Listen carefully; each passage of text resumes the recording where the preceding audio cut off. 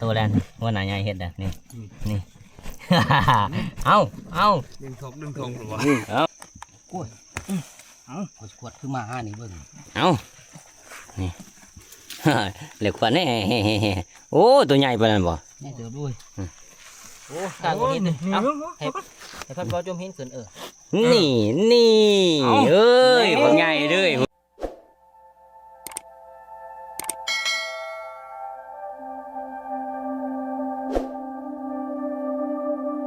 เฮากินข้าวกินน้ำแล้วเฮาก็สิออกเดินทางต่อทุกคนเลยเนาะมื้อนี้เฮาก็สิออกแต่ตากับเบาเปานะ2คนส่วนพานใหญ่กับแม่ทับกุ้งแล้วก็หัวหน้าใหญ่เพิ่นไปนั่งทางตัวฮอนหรือว่าตัวหมิ่นเนาะพุ่นเฮาก็สิออกแต่ตาไปพุ่นก็คือลานตะเว้นเนาะจ่ายพลังพุ่นน่ะทุกคนเลยจุดหมายปลายทางเฮาก็สิไปเรื่อยๆไปกับเบาเปาแล้วก็มีน้องม้านำ4โตวไปนำกันมื้อนี้เพราะว่าถ้าเฮาไปนั่งนี่ครับไปนั่งบ่ได้ทุกคนเฮามีน้องม้าเนาะน้องม้าเฮาไปนำเพราะว่าเฮาจะออกแต่ตาหาอีเห็นหั่นแหละเนาะหลักๆแล้วเนาะไปมานี่ไปดูน้ำกันว่าสิเป็นจังไดเนาะในค่ำคืนนี้สิมาหรือบ่มาไปดูน้ำกันเด้อทุกคนเลยน้องม้าเฮาก็บ่ครัวซ้ํมื้อนี้ทุกคนเลยย่างไปนำทางมันคือสิเมื่อยแห้งเพราะว่าตอนกลางเว้นก็กลัวเกือบเบิดมือหรืออาจจะมันก็บ่หานไปก็มีทุกคนเพราะว่าน้องม้าเฮาก็บ่เคยขัวกลางคืน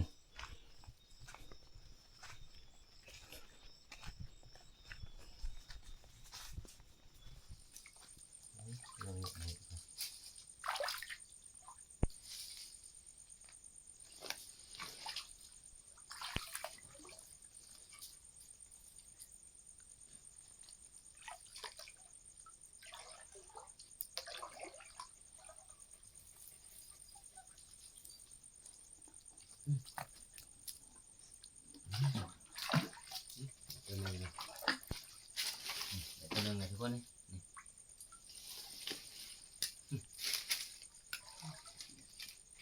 นี่กบตกไงเลย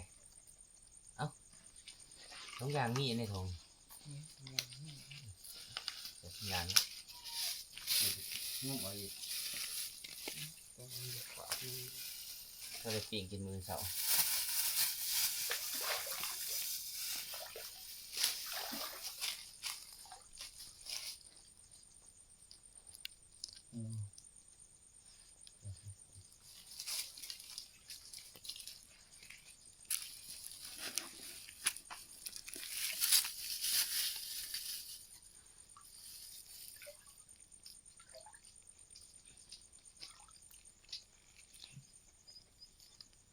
ใช่ตัวนึง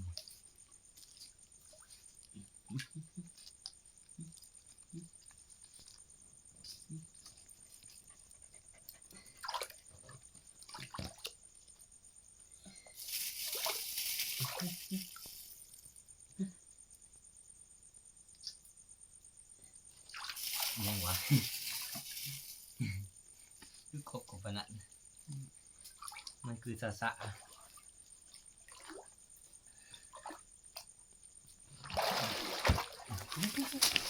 ได้ปะ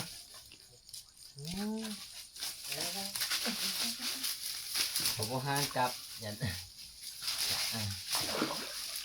นี่คือจีนสะ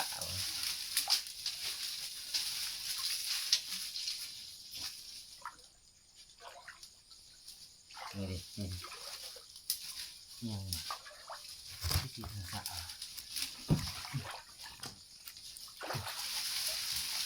เดียวมาหาจับมันเหนื่อยทุกคนยางมาจนเมื่อยแต่ตามากกับเบาเป่าพอเวอร์ตัวเดียวกับบัวได้ทับทุกคนเลยน้องม้าเฮากับยำมันจะบสูน้องม้าเขาเนาะมันแดนเขาลงใหญ่เลยวันนี้เขาก็มาหอดทำให้ทุกคนเพราะว่าทำลานตะเวนแหละเฮากับสีพักผ่อนก่อนจัก2 ชั่วโมงเนาะมื้ออื่นเสาร์เฮาจังสีเดินทางต่อกินข้าวกินน้ำแล้วเฮากับสีครัวเลาะเมื่อทับเฮาผุดหาทีมงานเฮาเนาะแต่ว่าเฮาก็สิบ่ได้ออกแต่เช้านะก็สวยเติบเนาะเพราะว่าเฮาสิครัวรัดเสาเมื่อเลยเอาลุ้นกันมื้ออื่นเช้าพุ่นน่ะทุกคนเนาะ มาเพาะกันตอนเสาร์คือเก่าทุกคนเลยคืออยู่หลังลานตะเวนนะนี่มาไต่ตาคืนนี่ก็เมื่อยแห้งทุกคนเลยสลบสไลด์เลยป่งหัวลงก็ได้รับเลยกำลังตื่นทุกคนวันนี้เฮาก็สิพาน้องมาเฮาเลาะครัวเมื่อเที่ยงละหน่อยเฮาพุ่นเนาะนี่พุ่นผู้นำเต่าทุกคนก็คือเกียรติภาค3นะตัวนี้ผู้มั่นนี่ผู้มั่นผู้เอาเล่า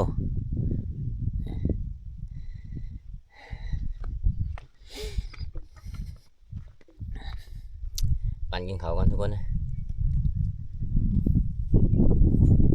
วันนี้ปิ้งกบกินบ่ปิ้งออกปั่นกินอย่างกะพาน้องมาเฮาเลาะไปเรื่อยพุ่นน่ะกลับมาเสียงหน่อยๆเฮาโอ้มอลงเบรกแตกแล้ว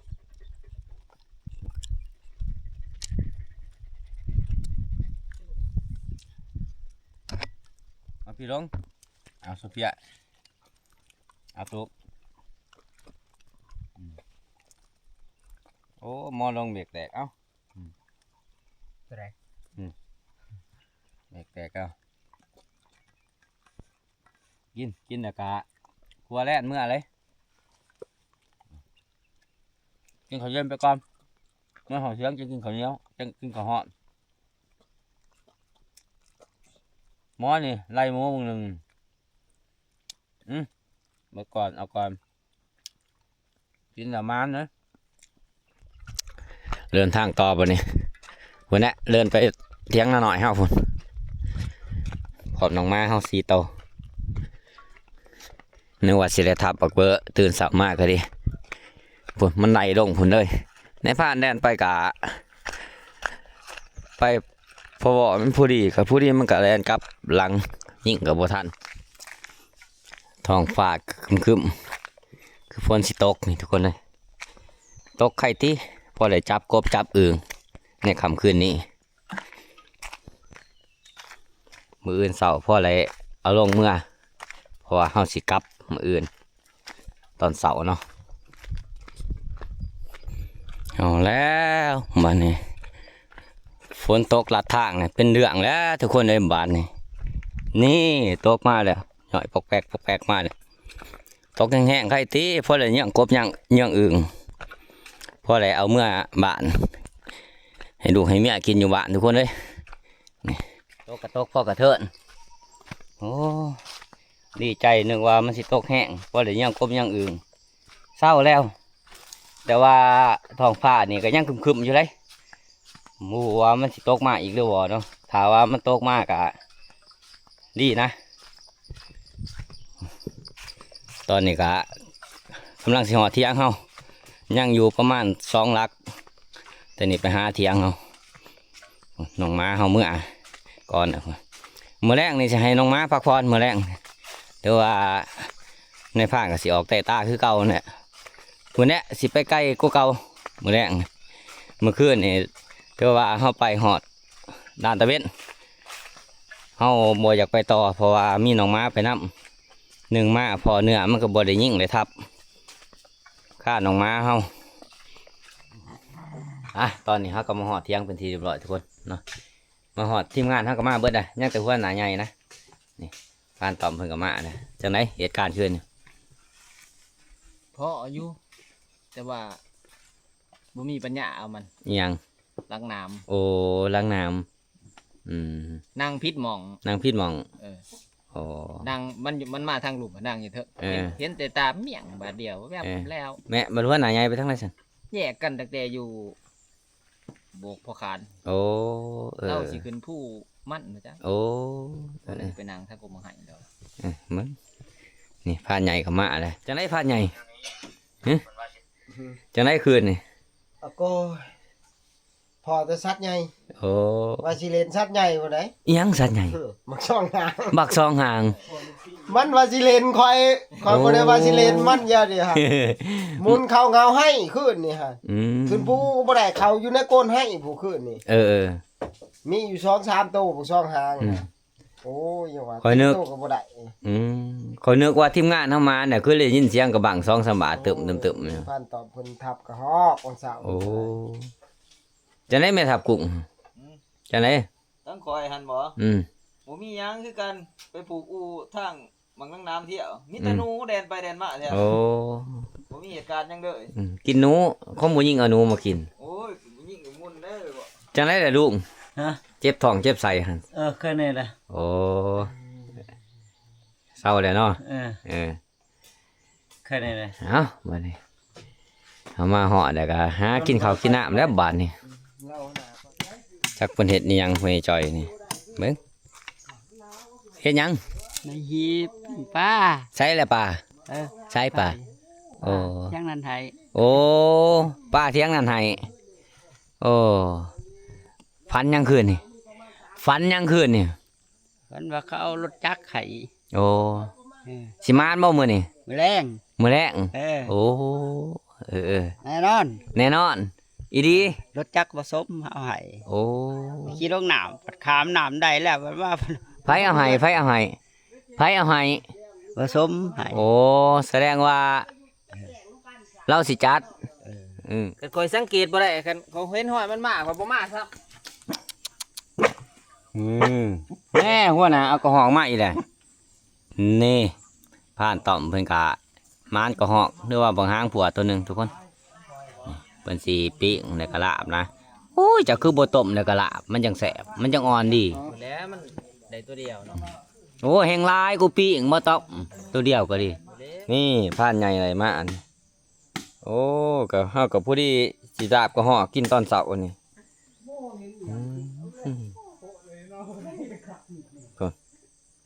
เอาวันนี้พ่อจ้อยก็สิปิ้งปลา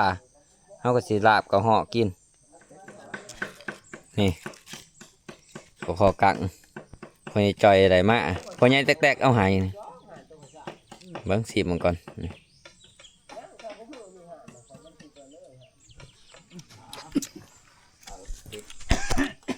บ่บ่กุ้งก็บ่มักเปิดเขาเจ้ากับ แล้วมันมีคนงานบ่อยากเขา อันหนึงมาพระเจ้าลาบก็หอกพักมุนๆแน่นแล้วบ่มัก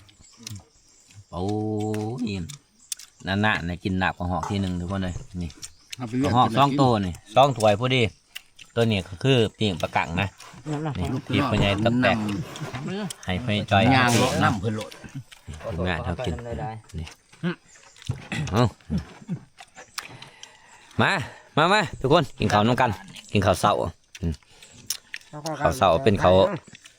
ซ้ายนี่ประมาณ10 โมงในตอนนี้ เดี๋ยวก็คอยบ่จะคู่แล้วคักแล้วจังบ่ได้มานั่งใจกันคือแล้วนะ คักดี จะเปลี่ยนจะคอยโน่ ถ้าว่าเฮาต้มแล้วเฮามาก้อยนี่แห้งแซ่บทุกคนเลยเพราะว่าซีนเนื้อมันสิอ่อนกว่ากันนี่เฮาปิ้งมาก้อยนี่ก็บ่ปานใดเนื้อมันแข็ง ว่าเอาดิจ้ะ แต่ว่าก็ดีก็กินสันผ่าถ้าเกลืออยู่ทุกคน อืม มากระทานพอทุบเป็นก็จะจ่อมาไปหอดเที่ยงคนนี้ก็เข้ากับเบิดอ่ะ พวกนั้นบ่ได้ดูพวกขาวทำไมรวยจะเบิ่งโอ้ยบ้านก็หัวตา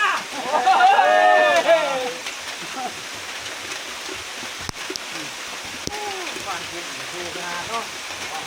ไปเด้อคอยเด้อเด้อกันเด้อเอากัน ฮู้เพื่อจอยขนเครื่องเข้าในแล้วบัดนี้ขนห้ำขนใดเอาตกมาแห้งๆพอได้ใส่ตามือแรงคือว่าคักเลยทุกคนเลยนี่เอาขนเข้ามาน้องมาเฮาก็ปบเข้ามาในเบิดบัดนี้เอาโอ้ยทุกคนเลย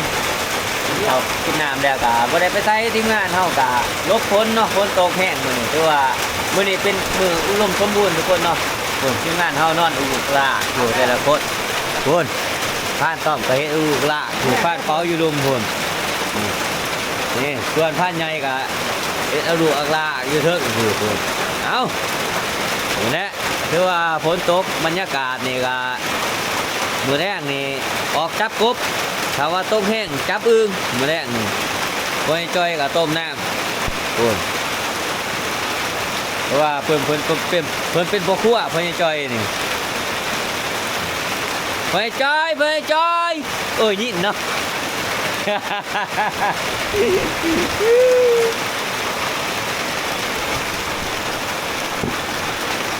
ูลัดหมูลัดหมู เออเอาก็สิรอฝนเช้าตกมื้อนี้ค่ำๆมื้อนี้เฮาสิออกแต่ตาทุกคนปิ่งกบกินก่อนกินข้าวแล้วก็สิออกครัวแล้วมื้อนี้ไปกับหัวหน้าใหญ่คือเก่าหั่นแหละ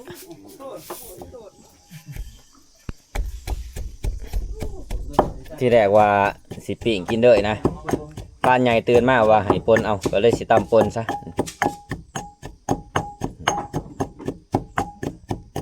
เอาแล้วตำแจ่วกับแมนเอาแจ่วกบเลยใส่บักพริกจักเครื่องโลนี่โอ้หอนขนาดกบไหลเมื่อคืนนี่2 ตัวว่าสิปิ่งกินตอนเช้าก็เบาเป่าก็เลยบ่ได้ปิ่ง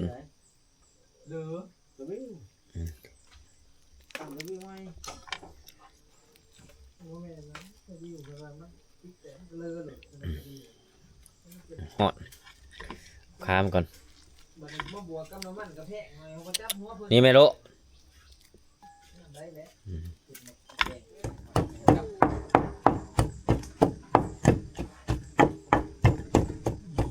โอ้มันแข็งโผล่ต่ำก็บ่อยากแหลกกว่ากบมันเผาแห้งพวกมาพาใหญ่มากินข้าวทุกคนนี่ตำกบนี่ทุกคนเลยเผาเบิดอ่ะยังไงเดียวเอาให้มาเบิดไปวันนี้ทุกคนหลังจากเขากินข้าวกินน้ำแล้วเดินทางต่อวันนี้พาน้องม้าออกไปล่าทีมงานนักล่าเขามาเพิ่มอีก2 ตัวเมื่อวานนี่9เพิ่มอีก2เป็น11นะแล้วก็คนอีกเพิ่มผู้หนึงจุพานต้อมเป็น4ไปนำกันเหมือนเนาะเพราะหนาใหญ่แล้วก็ในพานเองพานต้อมแล้วก็บ่เป้าไปนำกันส่วนพานใหญ่แล้วก็แม่ทับกุ้งพานแอเพิ่งกลับไปอีกครั้งหนึ่งนะเพราะว่าหลังจากฝนเศร้าตกคือว่าแล่นบางทีแล่นมันก็ออกนะบางทีนี่ออกมาหลายขนาดรวมทั้งเบิดหันมาหันกะ16 โตวทุกคนมาพานแอกะหามาในพานเองกะ4ส่วนมาหัวหนาใหญ่นี่กะ6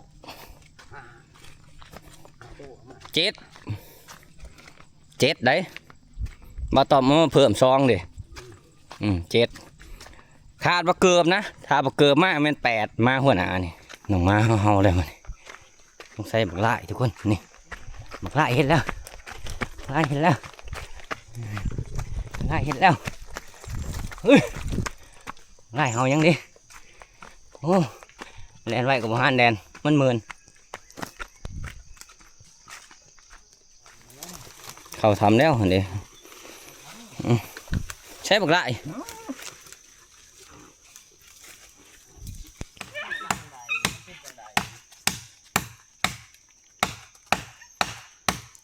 ไม่เองไม่เปื่อยบ่โอ้มันสิงัดไตบ่ลองงัดเบิ่งได้เนาะ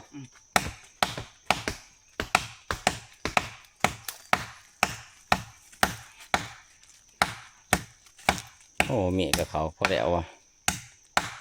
มันเขาทำนะให้ผ่านเป่าตัดไม้งัดเบิ่งหาว่ามันงัดได้เนาะกะหินมันก็ง่ายเติมเนี่ยทุกคนหาว่ามันบางมันยัง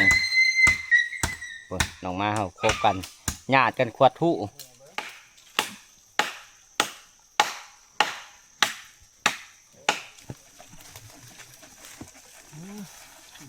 เดี๋ยวกินไว้อีกก่อนเอาหินใส่ขั้นตอนมาหินใส่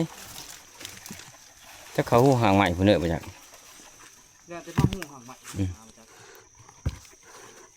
ยังไฟอุ้งมันนี่เห็นแล้วหันหมดมาหันเลื่อยไปหันเห็นแต่หางมันหันนี่มันอยู่วางนี่โลดนี่มันอยู่วางนี่โลดนี่มีแต่ว่ามาขุดวันนี้โลดนี่เห็นแต่หางมันหันหากผู้ใหญ่เป็นได้ดอกสำดำผ้านี่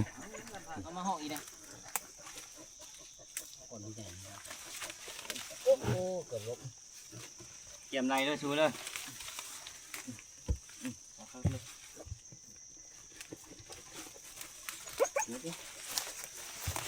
เกี่ยมกรุบเลย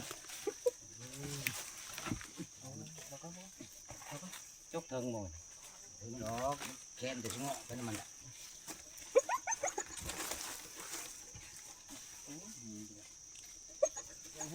บ่มันบัง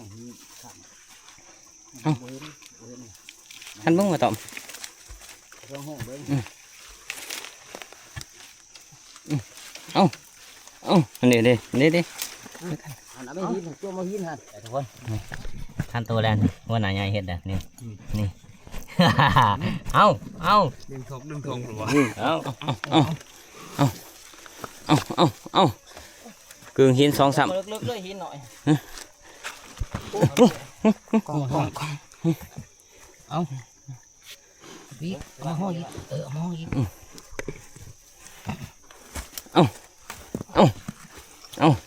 เข้าไปเลย บ่ออกเลยคันบ่ออก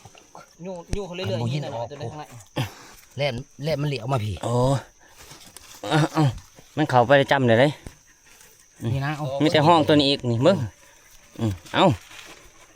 เบิ่งมันนี่เอาใช้ไฟเฟิงกับอะไรฮีเอาเฮ็ด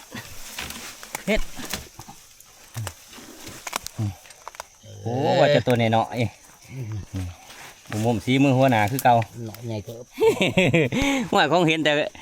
ปลายหางเนาะ จับหางได้เลยมันเห็นเขาไปหนาเลย เอาเบิ้งไฟ เอาแม่ท้องเดืองเงินเพิ่งงานอย่าได้เพิ่งงานหมกละไอ้ไรมันเสียงกูกับมาหาคือกันมันสิว่า มีส่วนหอมแม่ ย่องแต่บักไล่ได้ว่าเล่น บอมบ่พอ นี่ เอาคดเอาเลยขี้ดินเนี่ย กำลังคุ้มกันงัดเนาะ เอาหางดูแล้วบ้านนี่ เอาขวดขึ้นมานี่เบิ่ง เอานี่ เหล็กขวัญนี่โอ้ตัวใหญ่ปานนั้นบ่ แม่เติบด้วย โอ้กลางหินเลยเอาให้พัดบอลจมหินขึ้นนี่เอ้ยตัวใหญ่เลยพุ่นโอ้ตัวใหญ่เติบเนาะตัวนี้เขาว่าแล่นแม่เลยนี่พ่อ แม่เล่นแม่ เล่นแม่นี่ตัวมาเนี่ยทุกคนแต้มแรกของเฮาในตอนแรกนะนี่ตอนเช้าเฮาว่าสิออกละบ่ได้ออกตอนแรกประมาณ2 โมงปลายนี่ตอนนี้ก็3 โมงเนี่ยทุกคนเนาะออกมาบ่พอ3 โมงก็มานนี่แหละห่วยเกือบประมาณโลพุ่นแหละทุกคนเลยเนาะเฮาก็สิไปกันต่อบัดนี้ทุกคนจักมันเฮายังขึ้นกงใหม่หน่อยสงเรืองก็อีโซเฟียบ่ดีจักเฮายังนี่ก็ไงหน่อยหมูว่าตี ตัวสีไม้กุ้งใหม่หน่อยเฮ้ยเบิ้งเดี๋ยวหาคักๆเบิ้งมันมีเลยแม่ได้โซเฟียกัดใหม่นี่เฮ้ยขันมันแม่นขันแน่นมันกัดใหม่แน่นี่โซเฟีย กัดเลยย้ำตูน โอ้ต้องลงไปข่อยผมฮะ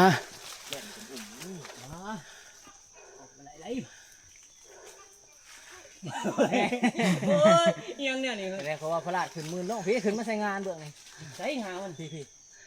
งานหลอกไปจักแล้วเขาว่าพระราชขึ้นมือน้อง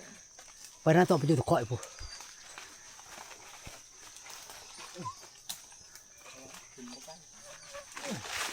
เนี่ยเด้อไปก็ไปเป็นไปงานจัง จักอะไรก็เหาะไปจับเลย มึงว่าที่ส่งสิทธิ์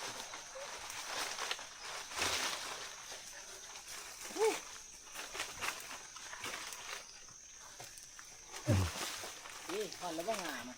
น แล้ว หมูเห็นสามทุกคนเลยนี่อาจจะเป็นแน่นหน่อยนะพุ่นห้อยมาเฮากัดสงสัยมันจะขึ้นต้นนี่ขึ้นไปเบิ่งเลยบ่เห็นโอ้หมูแดงก็ได้นี่สงสัยแน่นหน่อยมันจะไปน้ำเกลือเลยหรือว่ามันดึงใบไม้ปกมันเองนะแน่นหน่อยมันจะเป็นแบบนั้นทุกตัวเนาะไปมันนี่เฮาเกลือฝ้าวแน่ นี่ขาตีผม โอ้แล่นเขานี่บ่โอ้ผมมีแต่เรือทุกคนสงสัยแล่นนะ มันรุดปากมันเลยพุ่นแหละเขาแถวหูผมเด้อมันตีแล้วมันรุดปากมันนี่ โอ้โอ้มันขาบตีกับอันนี้ด้วยวะมีแต่เลือดนี่เลือดมันมาติดอยู่นี่เขายังขึ้นได้พอเท่าเลยนี่เดือดนี่แม่นแต่ว่าเลือดนี่ สิแม่นมันดูดปากเลยขึ้นเลยเนาะบ่ไหลมันสั่นทุกคนเลยโอ้ยนี่ได้หูนี่หูมันพอเท่าหูมันลงดินพี่เลยหูมันลงดินพี่เลยมันเป็นหูปวกลงดุมพี่นี่ถือว่าตัวใหญ่เติบทุกคนเลยหูมันลงดินเลยนี่ซองมึงเลยบ่มันอยู่หูเพื่อนนี่นะนี่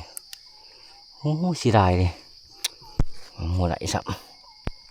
ต้นไหนเห่าหนึ่งไปเบิ่งหัน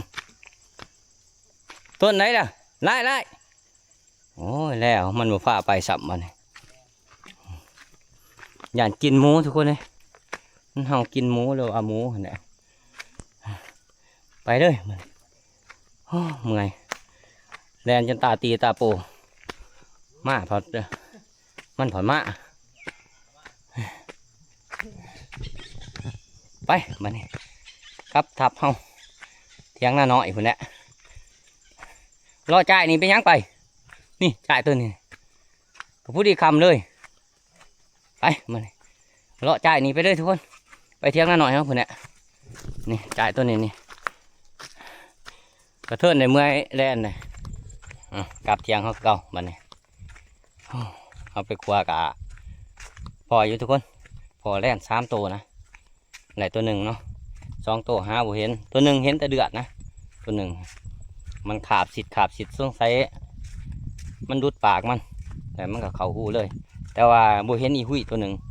อีหุ่ยสงสัยครบแล่นไว้หรือว่าแนวไรนี่แหละจังว่าบ่เห็นมันบางทีมันก็ลักกินผู้เดียวมันเบิดมันจังมานะอีหุ่ยผ่านต่อมยังเข้าไปเบิ่งอยู่น้องม้าเฮาอยู่ในส่วนในผ่านนี่ก็สิย่างกลับเที่ยงเลยเพราะว่าตอนนี้มันก็ใกล้เที่ยงแล้วตอนนี้ก็หอดเที่ยงแล้วทีมงานยังบ่ทันมาผ่านใหญ่ผ่านแอแล้วก็แม่ทับกุ้งเห็นแต่พ่อใหญ่จอยผ่านพื้นนี่แมงกากตัวหนึ่งตัวเดียวพ่อ3 ตัวพ่อ3เลยตัวหนึ่ง3 โลแต่ตัวหนึ่งท่านมาบ่บ่ท่านมาบ่พระใหญ่บ่ท่านมาบ่บ่ได้ว่าเขาว่าเขาสิมาบ่บ่าวกีดหันยัง โอ้ได้ตัวเดียวพ่อ3 ตัวได้ยังล่ะแมงกากได้ใหญ่บ่ได้บ่ซ้ำนี่เดือยก็มีโอ้พระใหญ่กับแม่ทับกุ้งกำลังมาห่อจังไหนล่ะควายบ่ โอ้มันแต้มหนึ่งที่จริงอันพ่อ2ได้แต่ว่าตัวน้อยบ่ทันน่ะมันเข้าโกนต้นไม้ใหญ่หรือปลามันจังไหนคือเห็ดแหลกอยู่โอ้ยเต็มตองอยู่เต็มตองย่างได้เต็มตองอย่าประมาณเต็มตองแต้มหนึ่งบักใหญ่มันพอจักตัวแล้วพอ2 ตัวก็บ่ได้แต้มหนึ่งมาครบจนเอาบ่อยู่ใช่ล่ะอันนี้หันให้เชียวใช่โอ้นี่บ่อู้ใหญ่ดีตัวนี้เนาะประมาณ3 โลปลายพุ่นโอ้มาเทียบกับของเฮานี่ของเฮาซ้ำกกหางมันนี่กกหางมันยังบ่ซ้ำนี่เอ้ยพุ่นคนละเหลืองเลยบ่คนละเหลืองเลยพุ่นนี่ทุกคนแน่นตัวเป็นๆหรือว่าครั้งแรกในปีนี่นะนี่ใหญ่ดีหัวเหลืองเหอะเลยนี่แน่นใหญ่แน่นหน่อยใช่ไหมเนาะหมูกับบักถอกนั่นเนาะเอาเพิ่นว่าเพิ่นพ่อ2 ตัวเลยตัวหนึ่งเนาะนี่โอ้ยอีหยังดิเจ้าพากันโซกันอีหยังอยู่นี่โอดเอ็ดนี่ตั้งโพดอีดีดูฟังหน้าฟังดังบ่ได้นี่คือว่าทีมงานเฮาก็มาแหละทุกคนผ่านใหญ่แล้วก็ผ่านแอเนาะแล้วก็แม่ทับกุ้งเพิ่นก็มาอยู่เด้ทุกคน